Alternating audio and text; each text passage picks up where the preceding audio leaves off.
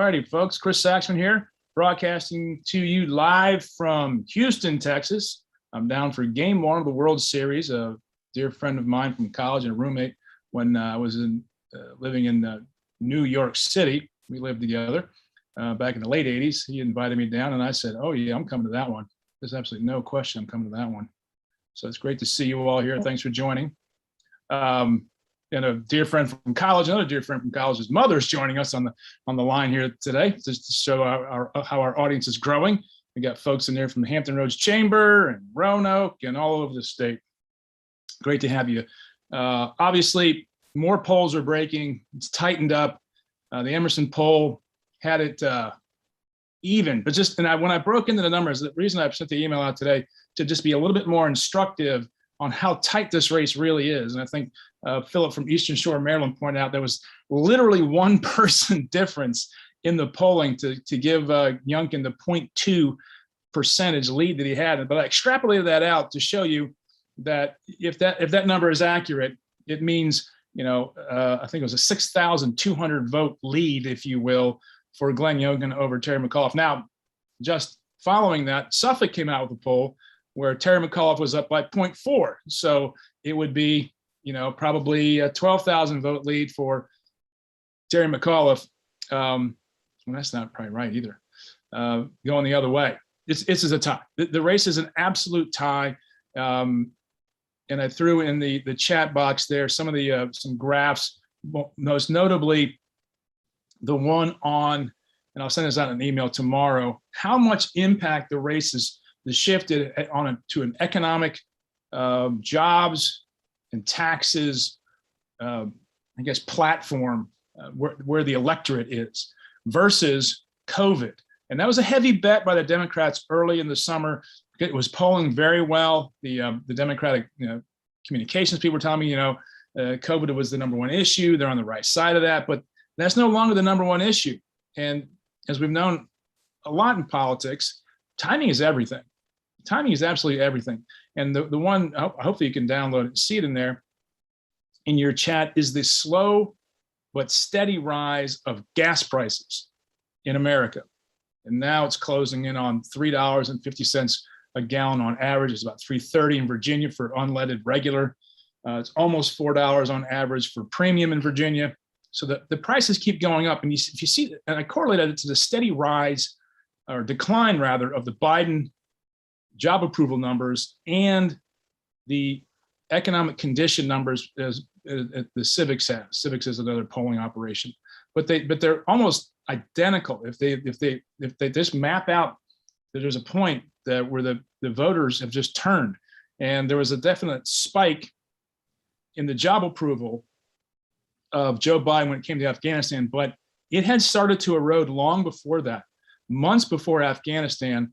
I guess Afghanistan was the spark on the tinder that had piled up for Joe Biden, and that's just where things have turned. And there's a little bit of a lag coming into Virginia. There was a bit of an isolation that Terry McAuliffe had. That people weren't correlating it to him, just Joe Biden. But in both polls, Emerson and Suffolk, you saw that the approval rating for Joe Biden was in the low 40s at average, 41, I think, in Emerson, and 42 in the Real Clear Politics average polling. So he's really dragging down the Democrats nationally. They're pressing to get this bill out, this infrastructure, whatever package of legislation they're trying to put together to I think, bring out more progressives, because it looks like that could be the bleed off in the Democrat support here in Virginia. But if you look, and I want to throw this in the chat box here, I mentioned it in the email I sent out today, the really interesting numbers here are Black voters at 24%, this is the Emerson poll, for Glenn Youngkin, and he's basically tied with Hispanic voters. And that's why you've seen the people who are coming, the national figures who are coming to Virginia. Kamala Harris is very popular with Hispanics. The blacks, the Black voters bleeding off there. Doug Wilder's been very open about his displeasure with Terry McAuliffe and his campaign. Glenn Youngkin has gone, hard for African American votes by suggesting he would, not suggesting, saying he would fund the 5 HBCUs, historically black colleges and universities in Virginia. So he's making a solid play for that. Plus having an African American on the ticket, Lieutenant Governor candidate nominee, Winsome Sears. But that Hispanic number of 48, 47, and the 24% for African Americans is a stunning number, frankly. And that's really the coalition the Democrats have built.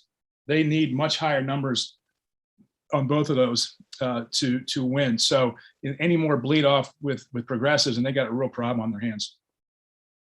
So that's when you saw Barack Obama going to Richmond. That's when you saw Stacey Abrams, in particular, going to Norfolk, going to Charlottesville with Jamie Harrison, an African-American Democratic National Committee chair. And then where else did they go? I mean, Charlottesville was an 85% town. I mean, it's not like you're gonna have to get, you're not gonna win. It's that they have to increase their margins there. And with the low numbers for them, relatively low numbers for them and blacks and Hispanics, that's what really stood out for me in those polls. It's been closing for a while. The trend line is obvious, and there was a sticking point for McAuliffe throughout the primary season. He wasn't getting past 50 in statewide polling. He only got 40. I say only. He won with 47.7 in 2013, but he's sort of been capped at that 48, barely moving into 49 territory and coming back down. The graphs I'll show out tomorrow. He definitely peaked. And he's coming back down, and that has been the erosion of support for him after the debate and his viral gaffe. That has been, that has been the moment for Glenn Youngkin. Now, you don't get moments like that unless you're close, and he had to have been close in order to make that happen. And if you look at what I also put in the chat, the cash on hand, this is an absolutely stunning number for me. It was cash on hand as of the 21st. Glenn Youngkin has almost $5 million, $6 million more dollars cash on hand than Terry McAuliffe. That's an extraordinary flip of the game here in Virginia. Heretofore, Democrats have outspent at the statewide level Republicans by sometimes 2 to 1. Now it's not only just parity, but going down the stretch in a tied race, Glenn Youngkin has close to $8 million on hand, cash on hand, while Terry McAuliffe doesn't even have 2. That cash advantage is really going to, or well, I'm not going to say is going to, could really make a difference, because all those ads, all those different messages that are going to be targeting less than 100,000 voters with a very specific message, tailor-made to those people. This is where that polling and data analytics comes into play for these campaigns. And the opportunity for Youngkin to flood the zone in this last week that's one of the most dramatic differences I've seen in this campaign thus far. I mean, we've had the switch at the national level. We get that. We've seen Youngkin's numbers gradually coming up. We get that. We know he has a lot of his own money. He's put that in. He's also raised a lot of money. And with the enthusiasm and the motivation of Republicans to show up now, you have this coming in behind all of that, this massive amount of money that can push and find those voters that they've been targeting and trying to get out to the polls for months now. And it was absolutely critical for Republicans to get a month lead on Democrats and get their act together, get their organization together to be in this position to be able to win. And they're tied now. Some polls have them up slightly, some have them down slightly, vice versa for Democrats. This is a nonpartisan review of the whole thing. But this has not happened in some time for Republicans to have a candidate within striking distance or tied, and to have this much of a financial advantage, while the base of the Democratic Party, especially among blacks and Hispanics, is eroding. This is perfect storm kind of stuff for Terry McAuliffe. Now, remember, as I said in other YouTubes that we've done here, and other Zooms, Democrats have a built-in advantage by about 450 to 500,000 voters from the 2020 numbers. Okay, that's just an impressive amount of voters available to them that voted for Joe Biden over Donald Trump. But as we have seen in the polls, Joe Biden was at 54 in Virginia. Now he is close to 41, 42. And that's a big drop off. Is it enough? Hard to tell. Hard to tell at this point, but some of those numbers are absolutely stunning. I think there's an underlying economic problem for the party in charge, who is one party control in DC and one party control in Richmond. Then you have the financial advantage, and then you have the erosion in key demographics for Democrats. And this is all happening at that timing that the Republicans need to win. And if they do win, they're going to take control of the House. If Glenn Youngkin wins, they're going to take control of the state House. Even if Terry McAuliffe loses by 2, there's a good chance Republicans still pick up enough seats to get to parity or even take control. Those are some of the numbers I wanted to share with you today. I thought they're very interesting, especially the fundraising numbers for Glenn Youngkin. Very impressive to be not only raising that money, but have enough saved up, if you will, to make the push in the last week. So they're going to be spending, almost $1.1 million, $1.2 million per day in advertising. So your TVs will be crowded. With that, I'll throw it out. Your questions you want to throw in the chat, or you can text me as well. I think most of you have my text. If you don't, 540, I'll throw it in the chat, 540-294-0680. Ms. McMorrow, please feel free to give that to Mary Alice and give her my best. Will the 3 offices vote in tandem, do you think? It's highly likely that they do. It's highly likely that they do. Also has a cash advantage is Jason Miyares, the Attorney General candidate for Republicans. I think he's got over $1 million cash advantage over Mark Herring. And it's not so much that you can blanket the state. You don't have to blanket the state. What you have to do if you're Jason Miyares is find those voters who aren't lining up with you and Glenn Youngkin, or go after more Hispanics or more African Americans and tailor make your message to them. And you can do that in today's, very, very targetable technology. I mean, they take the voter file and they upload it, and they'll target them right through their television, through the voter file. It's pretty, I don't know, it's kind of scary too, what you can do. But with that cash advantage, that's how you can tailor your messages to that. So 97, 98%, I think is going to be just lockstep. The key is how much bleed off goes in either direction in that one. Great question, Philip. I don't know the exact numbers on that, but there's been some difference in the statewide polling that suggests that, you get some break here and some break there, but I think more than anything else, that's name ID and nothing more than that at this stage of the game.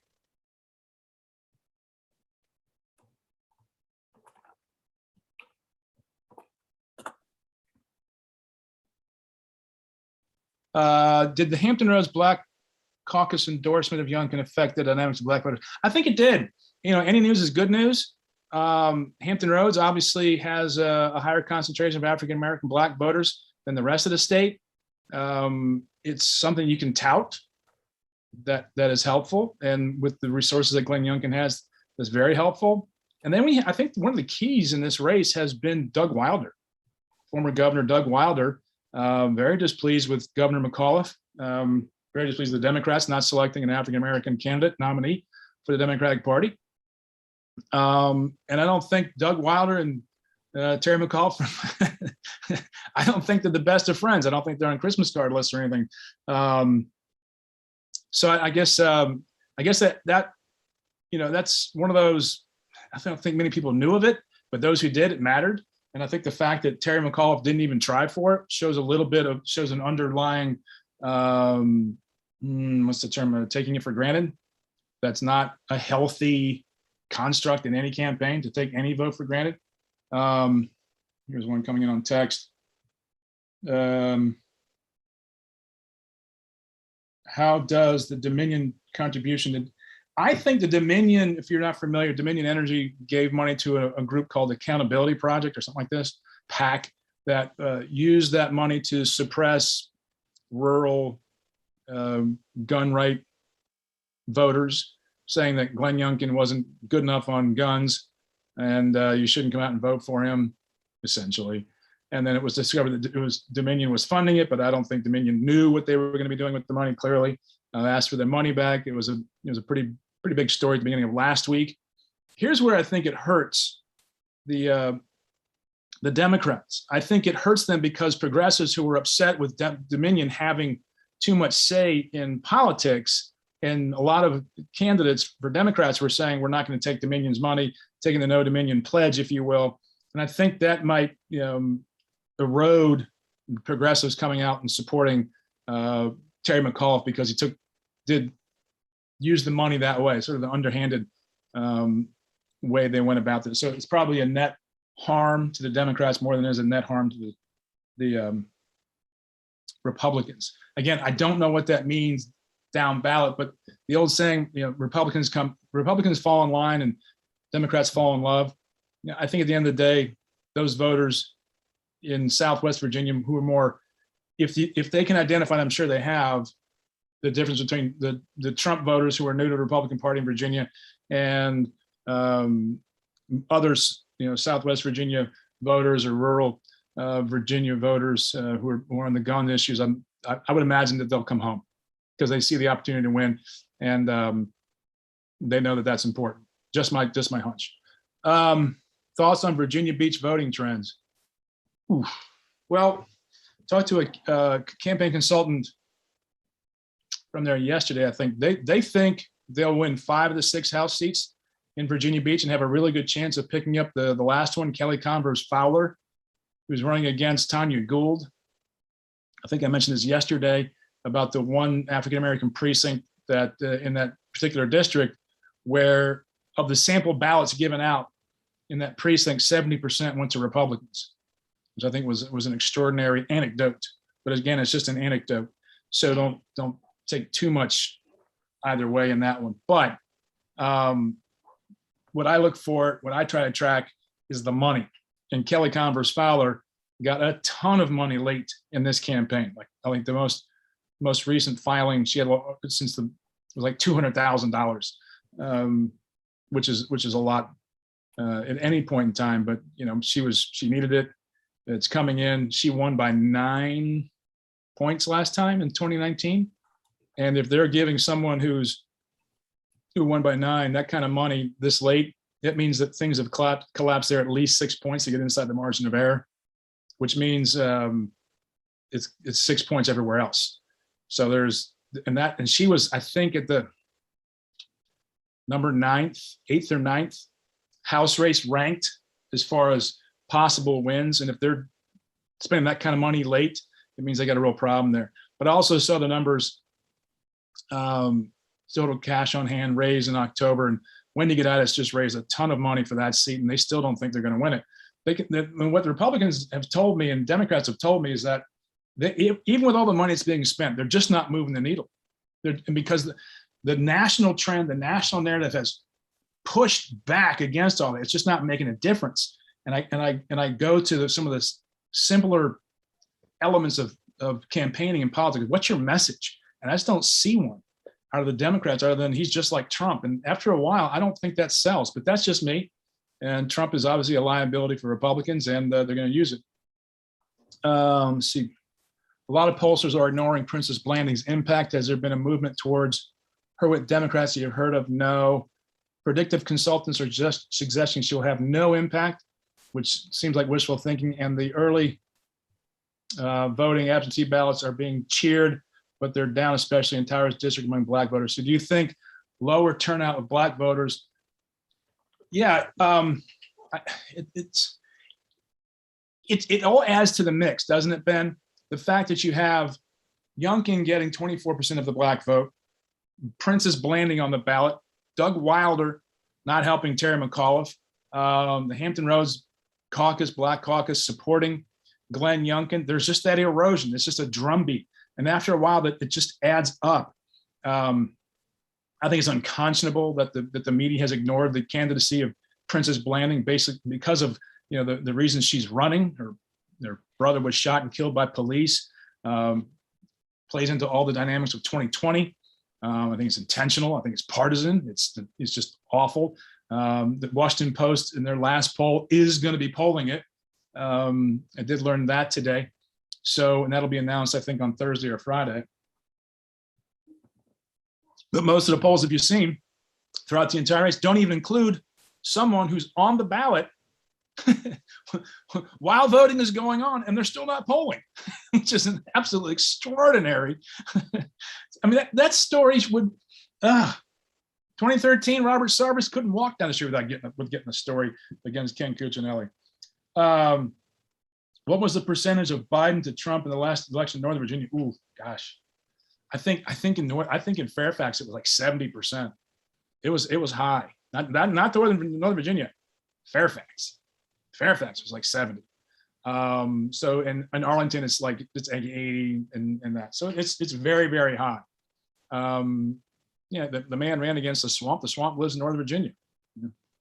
Take your lumps. What percentage does Youngkin need in Northern Virginia? I've heard that they want to get to 41-2 in Fairfax, and I don't know if that's Northern Virginia. I don't know. When you talk regionally, it gets a little bit more muddled because it's not just the percentages in Fairfax. You have different percentages in Loudoun and different percentages in Prince William, but also the amount.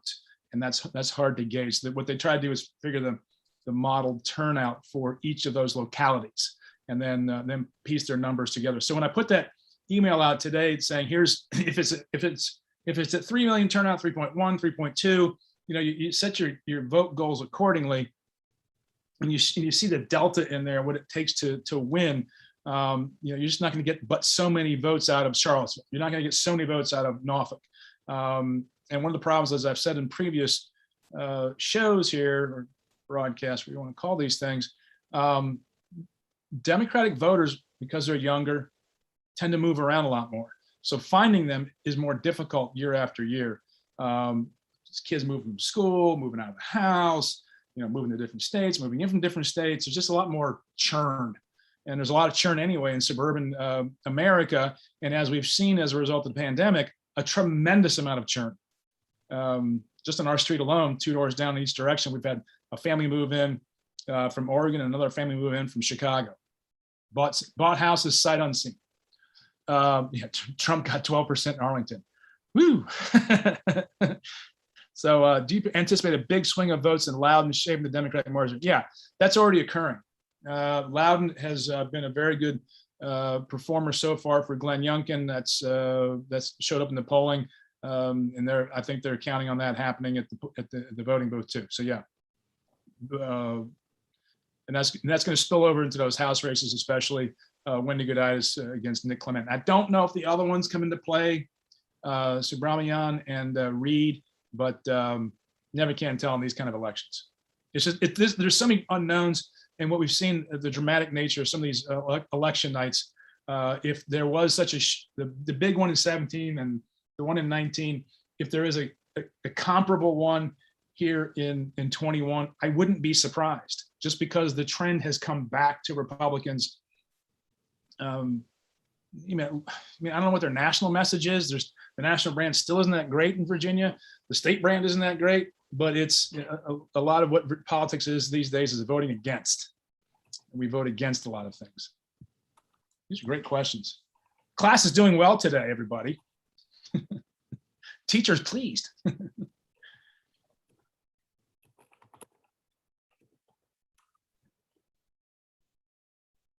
Okay, what else? Let's see. Okay. Announcement today that Fairfax County Public Schools in back to school training for social studies used critical race theory as a model. Yeah, that's just stupid. That's just politically dumb. I was a history teacher. You're lucky to get the names, dates, and basics. Critical race theory for me is a graduate level theory to discuss and write some papers on. If you're trying to implement that in a management program for your personnel or in curriculum, first of all, kids aren't going to learn it because they're just not going to remember it. If it's not on Instagram, they're probably not going to learn it anyway, or Snapchat or whatever. But it's just those concepts are just really beyond them, and doing it from a personnel management or student management perspective is really injurious, and that's just, it plays into a bad narrative they should get away from as soon as possible, in my estimation. to an outsider like me, this is Philip on the Eastern Shore of Maryland. McAuliffe seems to be behaving like it's slipping away. Yeah, anger is fear-based, isn't it? So you see those behaviors, and that's the unconscious and subconscious ruling the conscious. And the trend lines are hard to stop. And when you look at the numbers, you see the charts, you see the trend lines for Biden, you see the upward trend for gas prices, you see the people worried about economy more and more. COVID's gotten better and better. So it's perfect storm kind of stuff right now. Again, now I'm not saying this to say, oh, Republicans are going to win. It's still tied. This thing can break either way. But when you see the momentum going in one direction with the amount of resources and just the tidal shift, it's hard to push that back all of a sudden, especially since Glenn Youngkin has that much more money on hand throughout the rest of the campaign, and that really does matter. People think, oh, how much money can you push out in the last week? You'd be surprised, and how much that can matter. Again, it only takes one vote to win. So that was that number to me when I looked at the even though I traveled and got up at dark 30 to catch an dark 30 flight, you see those numbers and they just pop off the page. I mean, you have almost $6 million cash advantage. Whew, that doesn't include what you're also bringing in at the last minute. So which might be even double that, triple that. You never can tell. And you have to be able to buy. This is one of the things you have to remember. It has to get out. It has to be able to get out. You have to have bought or reserved the ad space in order for it to get out, right? Otherwise, no one's going to see it. And you can't shove out but so much into digital. You just can't. I mean, it's so inexpensive. You just can't flood the zone that much. So I would imagine because this is a key feature to Republicans. They might have had, because of Youngkin's resources, he might have been able to go out early in the general campaign and reserve those general election ads for the last 2 weeks. That could have been absolutely critical. I don't know, but it would make sense if that they knew they had the resources available to go ahead and buy the last 2 weeks, okay, and then have it come in. So that could have been their hedge there. Children's education is a very hot topic in Northern Virginia, and I think will affect the vote after McAuliffe opened his mouth and like that was the tipping point in the campaign. That second debate in Northern Virginia Chamber of Commerce, if Terry McAuliffe loses, that was the tipping point. I wrote in my preview of that debate. There was so much writing on that debate because they were holding the vote in Washington to see what was happening in Virginia and New Jersey. They knew the polls were closing, especially in Virginia, close enough. New Jersey was kind of an outlier at that time, but because the Governor Murphy took that trip to Italy during the Delta variant outbreak, he went to his Tuscan villa in Italy rather than to stay home. His numbers have collapsed by 20 points since I think May when they first started polling that one. If New Jersey goes, Virginia's definitely gone for Democrats. But even the fact that it's even close is a bad sign for Democrats everywhere. This is one of the benefits of being, hooray, the bellwether that Virginia is. We get to do this every year. It's so fun. So fun. Great questions, everybody. Taking a look at anybody else got anything? We're approaching the half-hour mark here, and I really appreciate your time. Maybe we'll get away from noun, verb, now.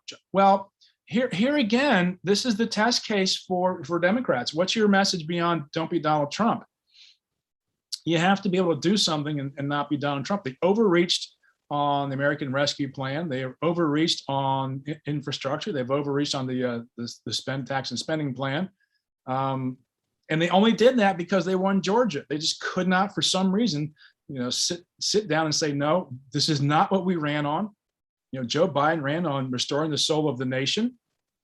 He ran on, you read the books. He said, and you can go back and check the articles. He ran because he was instigated to run because of what happened in Charlottesville in 2017. Ironically, there's a civil trial going on, but no one's mentioning that. This is the overplay that majorities get run into. They see the grand prize. They've never watched or read Lord of the Rings. It's just absolutely stunning that they don't learn history every single time.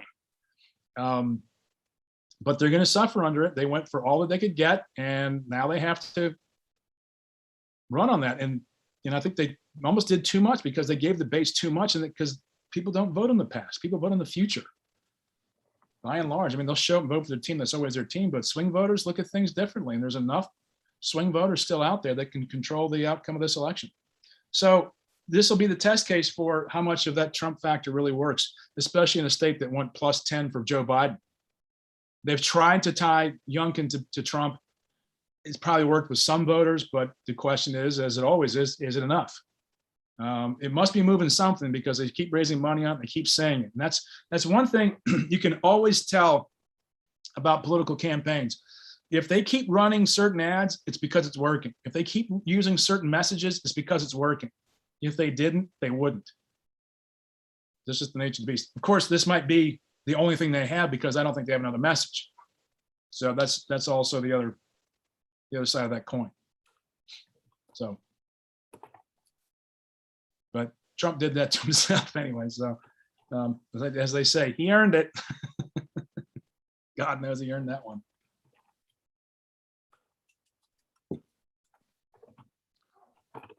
Anything else? Okay. Well, thanks for joining. I appreciate everyone's interest. We won't have one tomorrow at 4 o'clock. I'll be on a plane back from Houston. And we'll tee this back up for Thursday and Friday. We'll get a lot more information. That Washington Post poll should be out Thursday or Friday. Be interesting to see what their last one shows, and hopefully get some more on the ground intel from all my sources around the Commonwealth. Thanks for joining. This is Chris Saxon with Virginia Free from our office in Houston, Texas. Go Braves. Wrong again. Never since 1992 have I ever rooted for the Atlanta Braves after Sid Bream was driven in by Francisco Cabrera. To break my heart, will I ever root for the Atlanta Braves? Ugh. Ugh. It's so bad, I'm going to actually root for the Houston Astros, only because my host is a season ticket holder. So anyway, great seeing everybody. Have a great day. Best of luck. Cheers.